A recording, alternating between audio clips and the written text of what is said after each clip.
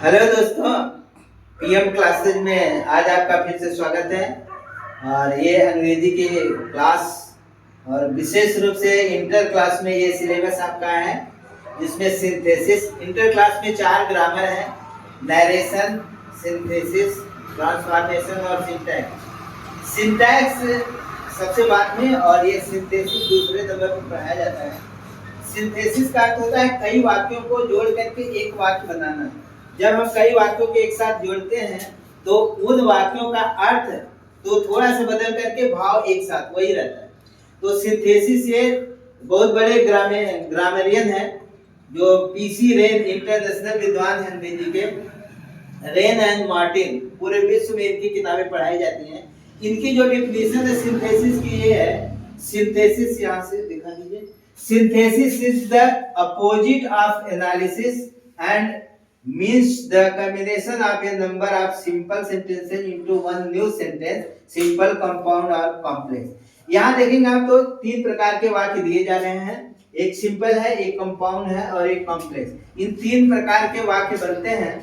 ये तीनों प्रकार के वाक्यों की हिंदी आप देख रहे हैं। सिंपल सेंटेंस को साधारण वाक्य कहा जाता है, कंपाउंड सेंटेंस को संयुक्त वाक्य कहा जाता है और कॉम्प्लेक्स सेंटेंस को मिश्रित वाक्य कहा जाता है। इन तीनों का एक एक उदाहरण यहाँ पर देखिए कैसे बनेंगे।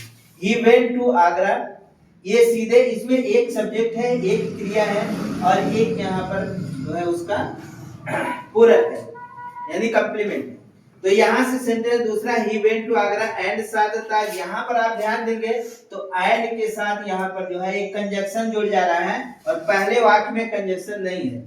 यही सबसे बड़ी पहचान है सिंपल की कि उसमें कंजक्शन सब नहीं ही रहेगा और कभी अगर आता है तो इस रूप में नहीं आएगा। और दूसरा, when he went to Agra ही शादतार, यहाँ पर आप देखेंगे when जो है इससे क्लॉज बन रही है और when he went, जब वह आगरा गया तो उसने ताजमहल देखा।